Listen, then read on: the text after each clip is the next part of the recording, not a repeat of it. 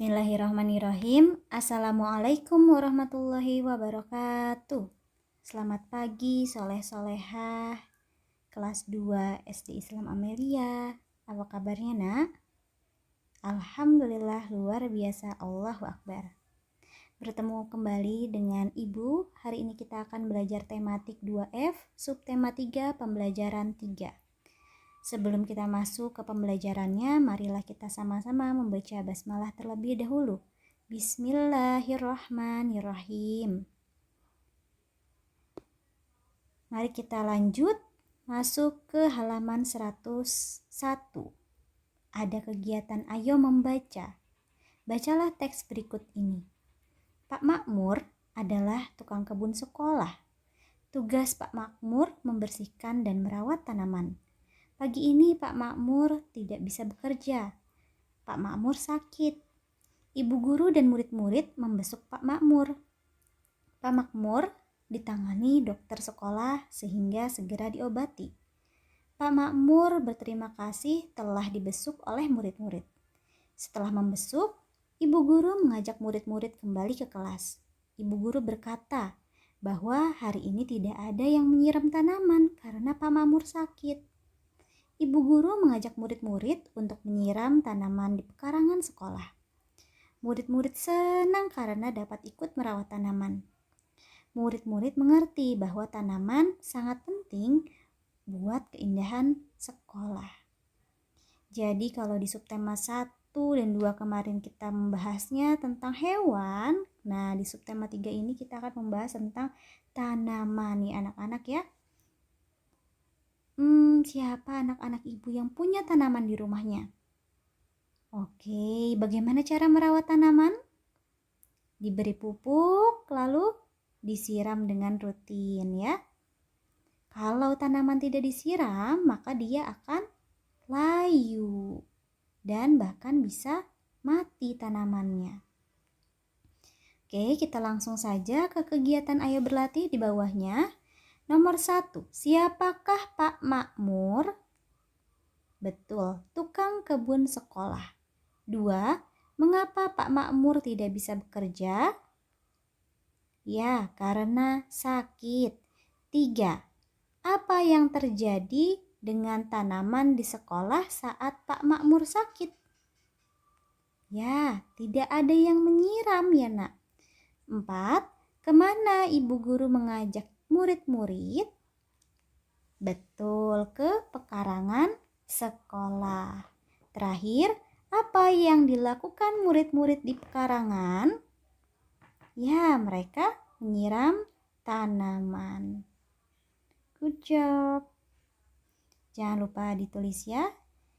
Boleh di pause dulu, lalu dicatat. Kita next ke halaman 102. Kegiatan ayo menyimak. Anak-anak dengarkan baik-baik ya. Di halaman 102 ini kita akan membahas tentang bagian-bagian tumbuhan. Di sini ada gambar tumbuhan tomat. Tumbuhan tomat ini terdiri dari berbagai macam bagiannya. Yang pertama dari paling bawah dulu ya, ada akar. Lalu ada batangnya, ada daun, bunga, dan buah. Akar ini berada di bagian bawah permukaan tanah. Akar bermanfaat untuk menegakkan tumbuhan. Akar juga untuk mengangkut air dari tanah. Anak-anak, akar ini sangat banyak sekali manfaatnya. Walau dia tidak terlihat karena berada di dalam tanah, tapi akarlah yang membuat tumbuhan itu dapat berdiri dengan tegak subur. Karena apa? Karena akar itulah yang menyerap air. Kalau kita menyiram tanaman, akarlah yang menyerap airnya, lalu air yang diserap tersebut dialirkan ke seluruh bagian tumbuhannya, ke batang, ke daun, sehingga tanamannya menjadi subur. Akar juga yang mencengkram ke tanah, sehingga tanaman atau tumbuhan itu tidak mudah goyang, tidak mudah rubuh. Apalagi bagi tumbuhan-tumbuhan yang besar seperti pohon mangga, pohon kayu, kemudian pohon rambutan, dan lain sebagainya, akarnya itu besar. Akar yang besar dan kuat dapat menopang tanah, membuat tanahnya itu tidak mudah longsor. Oleh sebab itu, jika kita lihat di beberapa tempat yang banyak sekali tumbuhannya dengan akar yang kuat, maka daerah tersebut jarang sekali terjadi bencana longsor. Begitu juga sebaliknya, jika jarang ditanami tumbuhan pada daerah tersebut, maka tanahnya akan mudah longsor. Beralih dari akar, kita akan membahas tentang batang. Batang ini berada di bagian atas permukaan tanah. Kita kemarin sudah bahas ya, ada batang yang berkayu, ada batang yang tidak berkayu ya. Batang ini bermanfaat untuk menopang tumbuhan. Dari batang kemudian ada ranting-rantingnya ya. Ya, ada cabang-cabang batangnya. Nah, di cabang-cabang batang itu biasanya tumbuhlah daun. Daun tumbuh dari batang atau dari cabang-cabang batangnya ya. Bentuk dan ukuran daun setiap tumbuhan itu berbeda. Seperti tumbuhan singkong, daunnya seperti menjari. Nah, berbeda dengan tumbuhan mangga, daunnya seperti menyirip ya nak. Pada daun terjadi pengolahan makanan atau yang sering kita sebut dengan nama fotosintesis. Fotosintesis itu adalah proses tumbuhan membuat makanannya sendiri. Gimana ya Bu, tumbuhan bisa membuat makanannya sendiri? Untuk membuat makanannya sendiri, tumbuhan memerlukan beberapa komponen. Di antaranya adalah sinar matahari. Kemudian tumbuhan juga butuh air. Airnya dari mana Bu? Airnya kalau kita nyiram tanaman tersebut diserap oleh akar, lalu akar mengalirkan air tersebut ke batang dan sampailah ke daun. Kemudian dibutuhkan juga karbon dioksida dan klorofil. Klorofil itu adalah zat hijau daun. Ya, seperti yang kita lihat bahwa daun itu rata-rata warnanya adalah hijau. Nah, pada daun yang berwarna hijau itu dia dapat mengolah makanannya sendiri atau membuat makanannya sendiri. Apa namanya tadi ya? Fotosintesis. Betul. Kita lanjut. Bunga. Bunga adalah bagian yang paling cantik dari tumbuhan. Namun, tidak semua tanaman memiliki bunga. Nah, bunga inilah yang biasanya nanti akan menjadi buah ya anak-anak ya. Kita akan bahas buah. Buah ini adalah bagian tumbuhan tempat menyimpan hasil pengolahan makanan. Buah umumnya memiliki biji yang dapat menjadi tumbuhan baru. Baik, kita lanjutkan ke halaman 103 ya. Ada aktivitas kelompok. Baca kembali teks pada kegiatan di atas, kemudian hitunglah jumlah kalimat pada teks tersebut. Tandai setiap huruf kapital pada teks tersebut. Perhatikan pula penggunaan tanda baca titik pada setiap kalimat. Tulislah hasil diskusi pada kolom berikut ini. Yang pertama, jumlah kalimat dalam teks di atas. Ada berapa jumlah kalimatnya ya? Ayo dihitung sama-sama. Betul sekali, ada 16. Huruf kapital digunakan pada kata apa saja? Yuk kita garis bawahi dulu huruf kapitalnya. Nah, di sini sudah digaris bawahi. Coba anak-anak perhatikan pada kata apa saja sih huruf kapital ini digunakan? Kita tulis ya, yaitu pada kata simaklah, pada, rabu, ibu, berikut, akar, batang, daun, bunga, tidak, dan buah. Terakhir, tanda baca titik digunakan untuk betul, yaitu untuk akhir kalimat. Masih berhubungan dengan bunga, kali ini kita akan belajar untuk membuat bunga yang indah dari plastisin. Kita lihat ke halaman 104, cara membuat bunga dari plastisin. Alat dan bahannya mudah sekali. Kita hanya memerlukan plastisin, warnanya bebas, tapi untuk dicontoh ini warnanya adalah merah muda. Untuk kelopaknya kuning untuk bagian tengah bunganya dan hijau untuk daun dan batangnya. Cara membuatnya adalah yang pertama, buatlah 5 bulatan dari plastisin berwarna merah muda untuk mahkota bunga.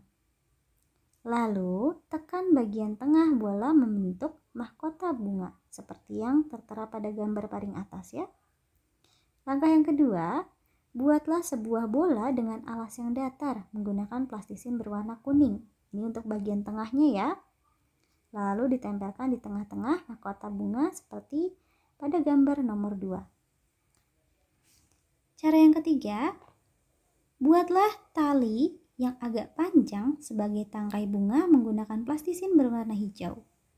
Buat juga 2 lingkaran yang tipis dan cubit ujungnya sehingga menjadi daun. Seperti contoh gambar yang ketiga dan keempat. Terakhir, pasangkan tangkai daun pada kelopak bunga dan selamat, kamu berhasil membuat bunga dari plastisin. Mudah bukan? Anak-anak dapat mencobanya sendiri di rumah ya. Nah, anak-anak, karya bunga dari plastisin ini termasuk karya imajinatif 3 dimensi. Beralih dari perbunga-bungaan, kali ini kita akan belajar tentang tangga satuan berat ya. Kalau kemarin kita sudah belajar tentang satuan panjang, sekarang kita akan belajar tentang satuan berat. Kita nyanyikan bersama-sama ya. Kilogram, hektogram, dekagram, dan gram. Desigram, sentigram, miligram, habis. Naik 1 dibagi 10, turun 1 dikali 10. Naik 1 dibagi 10, turun 1 dikali 10. Good job anak-anak. Kalau kita perhatikan pada tangga hektogram ini ada tulisan ons. Maksudnya apa ya Bu? Maksudnya adalah ons ini posisinya setara atau sama dengan hektogram. Jadi kalau kalian menemukan soal dengan kata ons, tidak usah bingung-bingung ons itu posisinya ada di mana, karena posisi ons dan hektogram itu sama. Mereka sharing ya posisinya. Oke. Ibu ingin bertanya, 1 kilogram sama dengan berapa ons? Kita lihat dari kilogram ke ons. Turunnya adalah 1 tangga. Kalau turun 1 tangga berarti nolnya ditambah 1. Maka 1 kilogram itu sama dengan 10 ons. Ya. Kalau 2 kilogram itu berarti sama dengan betul 20 ons. Karena nolnya tinggal ditambah saja 1. 3 kilogram sama dengan 30 ons. Begitu juga sebaliknya. 10 ons sama dengan berapa kilogram? Kita lihat. Dari ons ke kilogram naiknya 1. Berarti kalau naik itu dibagi 10 atau nolnya dikurangi 1. Berarti sisa berapa? 1 kilogram. Kalau 20 ons itu betul 20 kilogram. Terakhir 30 ons berarti 3 kilogram ya. Nah, sekarang kita coba latihan soal ya yang ada di halaman 105, kegiatan Ayo Menalar. Buah mangga di pekarangan sekolah sudah berbuah. Wira, Bion, dan Ayu membantu Pak Makmur memetik buah mangga yang sudah matang. Ada 3 buah mangga yang sudah matang. Pak Makmur menimbang masing-masing buah mangga tersebut. Mangga pertama beratnya 6 ons. Mangga kedua beratnya 5 ons. Mangga ketiga beratnya 10 ons. Maka berat semua mangga dalam satuan kilogram adalah semua. Berarti caranya adalah ditambah ya. 5 ons ditambah 6 ons ditambah 5 ons ditambah 9 ons. Hasilnya berapa? Betul, 20 ons. Nah, karena yang diminta adalah kilogram satuannya, berarti 20 ons ini harus kita ubah dulu menjadi kilogram. Betul sekali, 20 ons itu sama dengan 2 kilogram. Kenapa sih Bu, kok 20 ons itu 2 kilogram? Karena dari ons ke kilogram itu naiknya 1 tangga. Nolnya tinggal dicoret 1 aja, karena kan dia dibagi 10 ya, nolnya dicoret 1. Jadi hasilnya adalah 2 kilogram.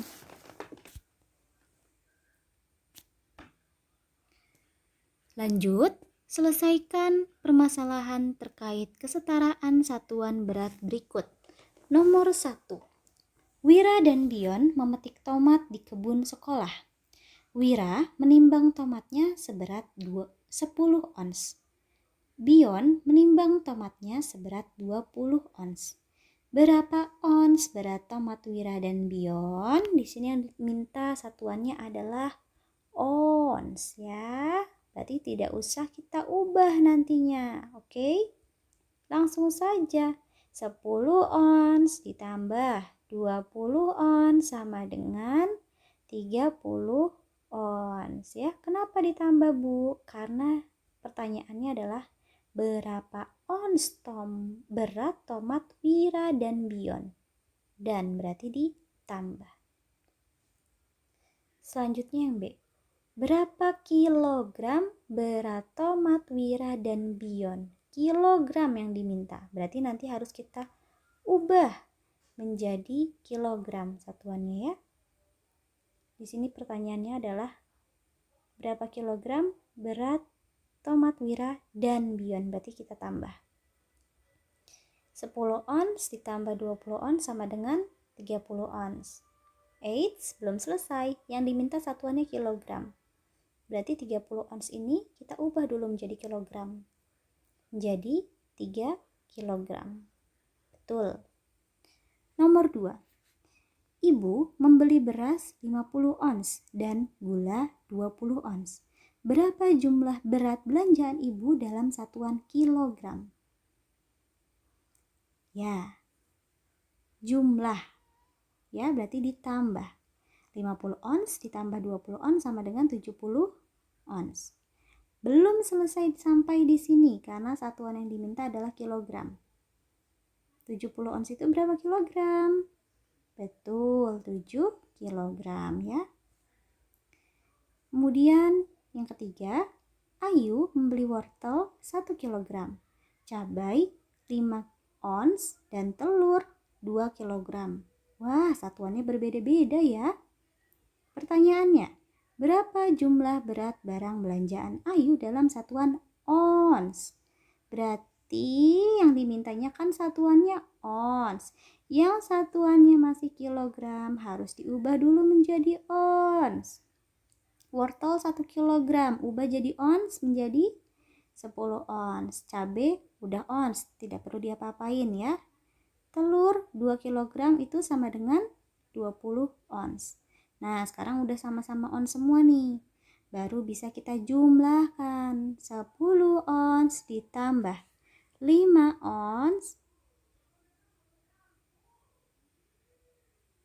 ditambah 20 ons sama dengan 35 ons. Gitu ya anak-anak.